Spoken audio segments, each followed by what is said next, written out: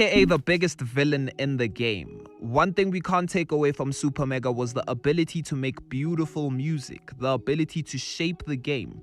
He's one of those rappers who controlled what people liked when it came to South African hip-hop.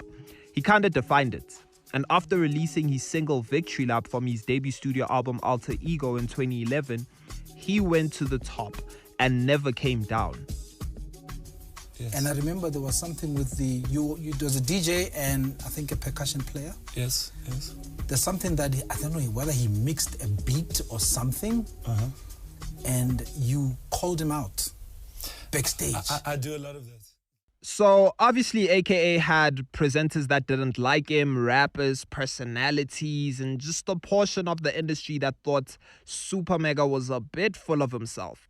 He said what he wanted to say, how he wanted to say it, whenever he wanted to say it. And in this video, I'm going to be highlighting every single time AKA showed himself to be the biggest villain in the industry. So the first situation is with Glitz Gang, right? And obviously, they represented different entities and had a complex relationship in the long run, which was marked by both collaboration and conflict, right? So in 2009, AKA went on Facebook to publicly disrespect Altito by commenting on a song, which actually also featured his longtime friend Deleuze, including Bongane Fasi and Marx, right? Music stations went crazy. It was like one of the first few beefs. Out, and then I'm just getting on my Facebook. I say, this song is whack. This shit is terrible. This is some fake American shit. Anyway, thinking nothing of it. And go back to Ricky Lake. You know? And man, it blew up because I remember sitting in the car. Inside Books' house, and Bongani Fasi called me on the phone. You must understand for me at this time. I'm like, oh shit, this is actually Bongani Fasi. So back in the day when it was beef, my nigga, you had to show up so we could battle and squash this thing, right? And apparently these two were scheduled to battle live, but Altito didn't show up. It's going for 1 o'clock. It's not yet. I didn't think of that, you know what I mean? Bro, I even forgot about JR, dog. That's bad. That's Michael Jackson bad. I'm feeling good. I'm feeling confident, man. I feel like I'm on top of the world. I feel like I'm at the peak of my power. Although he did drop a song called Black Suits, which was supposedly aimed at AKA. Nah. There's no saving that, bro. You didn't show up for the live battle. You did not show up for the live battle. We don't care about that song. You feel me? It's like, hey, bro. Like, imagine you were scheduled to rap with, like, in front of this nigga's face and you want to drop a song after. Fuck that, bro. Also, one of Glitz Gang affiliates, Z Supreme, allegedly slapped AKA because of disses to Altito. A physical Sean Page just hit me in the fucking forehead. I'm at the SABC, right? I love hearing the story. I'm at the SABC and I'm coming out the SABC. I'm doing my thing in the corridors and I come around the corner. Lo and behold, who would I see? Altito and Sean Page walking towards me. I say, oh shit. But then I say, okay, boy. So our next situation is Ifani. So I don't know if y'all remember, but at some point Ifani used to bring home the bacon for Sony. You know, ironically, these two were kind of part of the same record label because Sony had signed a partnership deal with Fifth Season. But anyway, this beef started when Ifani released his sophomore album, and it went gold within a day, selling 20,000 copies. But obviously, AKA had something to say about it. There was that whole backlash with AKA and everyone around the whole first day gold thing. As soon as that happened, I took a step back. I remember this now. Yeah. Now that you mention it. Yeah. It was that whole... Because now you did claim to have had gold or some sort of... No, it wasn't a claim. It was a real thing. It happened, yeah. It happened. I mean, I got the certificate. It wasn't made up. Yeah. You can go check now. Was it... So explain to us, what was it? Like, was it for gold or for platinum? Gold, for gold. In one day? For gold in one day. Yeah. And you were still outside? Bro, I can remember clearly home. Like, a time when this thing was big, bro. because the only concert rapper that's hey, so my dad fucked with this music. I ain't gonna lie. Yo. Stable situation by the time that this happens. No, I was still under Sony. Sure. Yeah, under Sony. Oh. And Sony had just signed AKA. So AKA was a new guy coming to join the stable scene. And when he got there, he felt like, So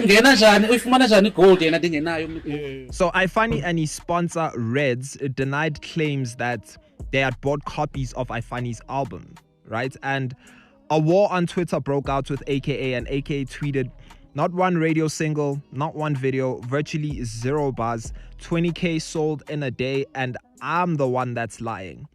Not gonna lie, that is really going gold funny style." So if I think about this properly, right, I probably only remember 1 or 2 singles from this album. And if we think about South African hip-hop albums that go gold, like gold is a very big thing in South Africa, especially for South African hip-hop. Like for you to achieve gold is just crazy, right? That's 20,000 copies sold. Fans like that. They like competition. Hip-hop fans love competition. Yeah, you if I'm ready for the fight or for the battle. But if I'm scarred and I need to heal, then I can't fight. It was mutual. Yeah.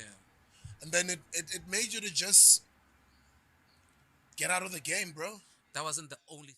So AKA versus Anati. This was obviously later resolved, right? But the initial rift stemmed from a disagreement over a beat price, leading to a period of tension and diss tracks. I'm the reason niggas had the saga on repeat.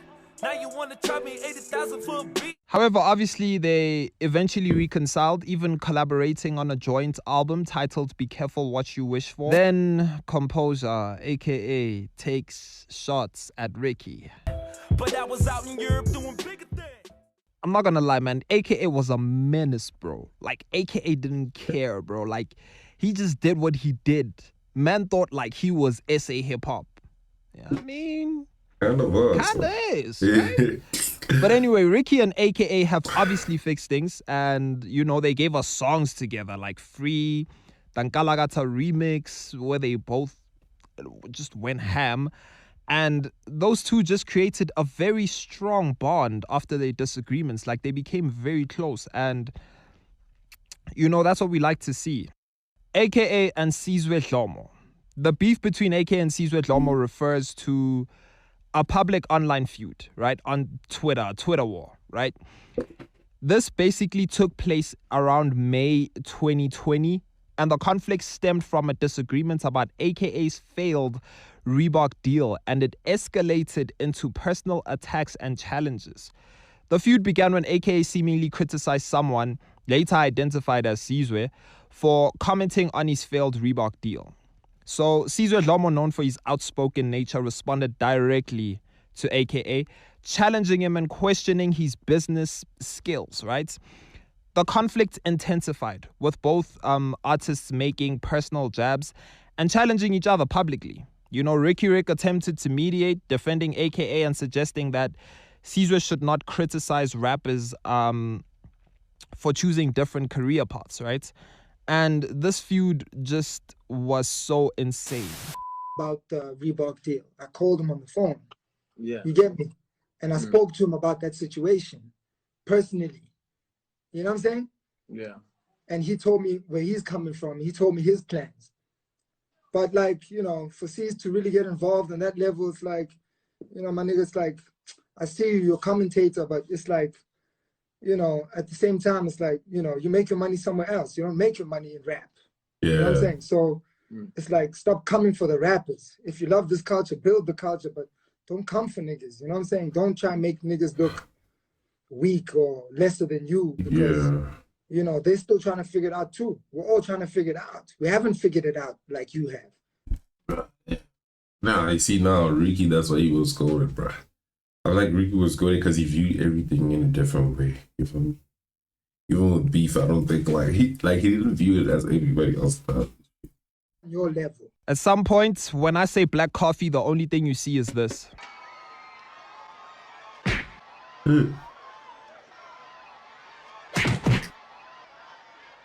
Now, obviously, that's not AKA, right? But that's a slap, bro. No, what? That's a... So anyway, I remember Black Coffee winning a Channel O award, and AKA said, "Give that man a hand." You know, Coffee said he didn't know who AKA was at the time, so he looked for him just so they could speak man to man, because that tweet made him upset, right? He asked the rapper if there was a problem between them that he didn't know about, and AKA said that the tweet was taken out of context, and Black Coffee actually accepted his apology. You know, but he was like, yeah, the guy, he wouldn't stop talking, you know, and man, it shouldn't have happened. That was uncharacteristic. Yeah. Man, yo. So Tweezy and AKA also had their thing. You know, when Tweezy said he was responsible for a portion of AKA's success, AKA called him out. Mara, now a Tweezy, dog. Hey. I'm gonna step back and just, at a point when we get a chance to have a conversation and fix things, we'll fix things and keep them. Is this nigga that? So what do you think about the list this year? I want to tell MTV Base, oh, there is a list, has it already been compiled? I don't want MTV to put me on that fucking list. Don't put me on your fucking list, no more. Why? Because I don't want to be a part of your like measuring scale ass shit. I've been the hardest working artist in the industry for like 1 million years now. I've put out countless classic records. I'm the biggest, the brightest star. Somebody just gave me a gold ass coin, and I've never been #1 on that list. AKA Ntando Tabete. We have to speak about the elephant in the room, obviously. What's the elephant in the room?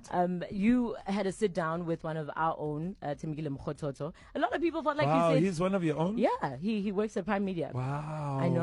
Wow. Incredible. A lot of people felt like you said nothing in the interview. So? Do you feel a need to say anything about the incident that happened?